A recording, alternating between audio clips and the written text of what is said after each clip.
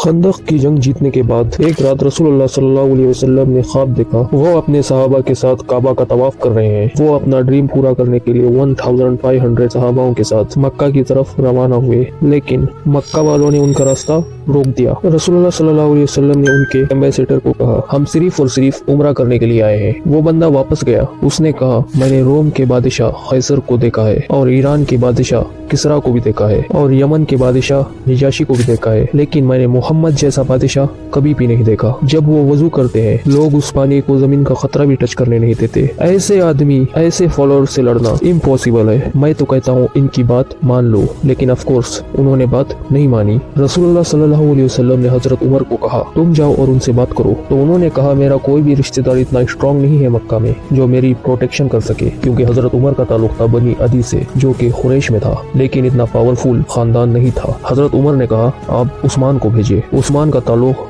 बनु उमैया से था। बनु उमैया कुरैश की सबसे स्ट्रॉन्ग और सबसे मालदार फैमिली थी, और आगे जाके इस फैमिली ने 100 साल मुसलमानों पे हुकूमत भी की है, और आज तक मुसलमानों की एक सेंट्रलाइज सबसे बड़ी जो एम्पायर थी, और वो भी यही उमैया एम्पायर। और आज तक मुसलमानों का सबसे ताकतवर बादशाह, वो बादशाह जो सबसे ज्यादा लैंड पे हुकूमत की है, वो भी इसी खानदान से था, जिसका नाम था वलीद बिन अब्दुल मलिक। उनकी स्टोरीज कभी और करेंगे तो सब्सक्राइब।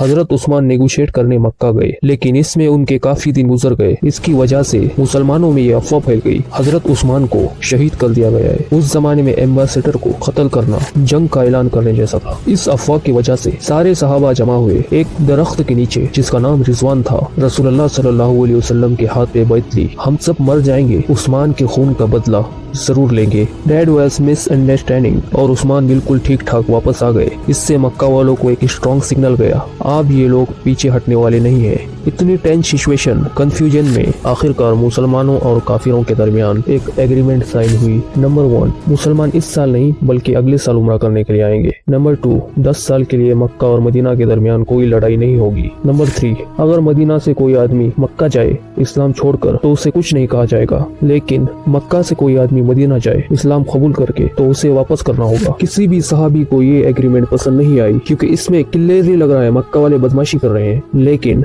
रसूलुल्लाह सल्लल्लाहु अलैहि वसल्लम ने इन सारे सहाबियों की राय साइड करके इस एग्रीमेंट पर मोहर लगा दी। जो बंदा मक्का की तरफ से इस एग्रीमेंट को साइन कर रहा था, जैसे ही ये एग्रीमेंट साइन होने लगी, उसका खुद का बेटा मक्का से भागकर इस्लाम कबूल करके यहाँ पहुँच गया, लेकिन रसूलुल्लाह सल्लल्लाहु अलैहि वसल्लम ने उसको वापस कर दिया। वो सहाबी अबू जंदल रोता रहा, चिल्लाता रहा कि मुझे इन जालिमों के पास वापस मत भेजो, लेकिन डील इज अ डील, उसको वापस कर दिया गया। काफी लोग ऐसे आने लगे और सबको वापस भेजा गया। एक दिन एक औरत भी मक्का छोड़ के मदीना आई, मगर उस औरत को वापस नहीं किया गया। मक्का वालों ने मुआहदे में एक गलती की थी। इस मुआहदे में लिखा था, अगर कोई आदमी मक्का से मदीना आए तो उसे वापस किया जाएगा। आदमी, औरत का तो किसी ने कुछ नहीं कहा। इस तरह कोई आदमी इस्लाम कबूल करके मदीना आए उसे वापस किया जाता था, लेकिन कोई औरत आए उसे मजे से रहने दिया जाता। ऐसा सिस्टम चलता रहा। आखिर एक शख्स आया, अबू बसीर। रसूलुल्लाह सल्लल्लाहु अलैहि वसल्लम ने उसको भी वापस किया। वो किसी तरह वहाँ से भागकर मक्का और मदीना को दोनों को छोड़कर इधर middle of the nowhere रहने लगा।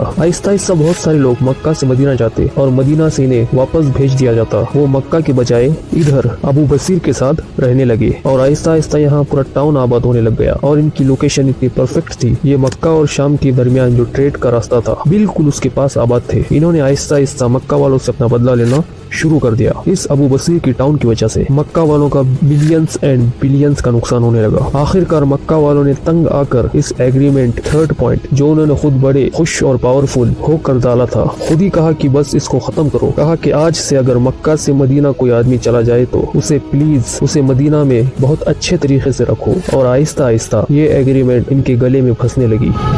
मुआहदे का दूसरा पॉइंट ये था, 10 साल तक कोई भी लड़ाई नहीं होगी। तो रसूलुल्लाह सल्लल्लाहु अलैहि वसल्लम ने इसका फुल फायदा उठाते हुए अरब के बाहर जो बाकी एम्पायर्स, सुपर पावर्स थे, उनको इस्लाम की दावत देना शुरू की। एक लेटर गया हबशा, आज के जमाने में इथियोपिया। दूसरा लेटर गया रोमन एम्पायर ट्राइकलस, और तीसरा लेटर गया ईरान के बादशाह खुसरो के पास। ये आज के जमाने में हमें पता है बड़ी बात थी, लेकिन उस जमाने में उन बादशाहों के लिए ये ऐसे था कि आज इंडिया के एक छोटे से गाँव से कोई लेटर लिखे डोनाल्ड ट्रंप को और और सी जिनपिंग को। रेफरेंस आज और उस जमाने में सिर्फ ये है, उस जमाने के यहूदी और क्रिश्चियन दोनों को ये बात अच्छी तरह से पता थी, बहुत जल्द एक पैगंबर मैसेंजर आने वाला है। हबशा का बादशाह निजाशी जो कि क्रिश्चियन था, उसने तो इस्लाम कबूल कर लिया, लेकिन रोमन एम्पायर को ये बात बहुत अजीब लगी। उसने एम्पायर में कुछ मौजूद कुरैश के लोगों को बुलाया। उस टाइम अबू सुफियान भी रोमन एम्पायर में ही मौजूद थे। अबू सुफियान कुछ अरबियों के साथ रोमन एम्पायर में पेश हुए, उनको मोहम्मद सल्लल्लाहु अलैहि वसल्लम के कैरेक्टर के बारे में बताया। रोमन एम्पायर बहुत इम्प्रेस हुए मोहम्मद के कैरेक्टर के बारे में सुनकर। उन्होंने कहा कि मुझे पता था बहुत जल्द एक पैगंबर आने वाला है, लेकिन वो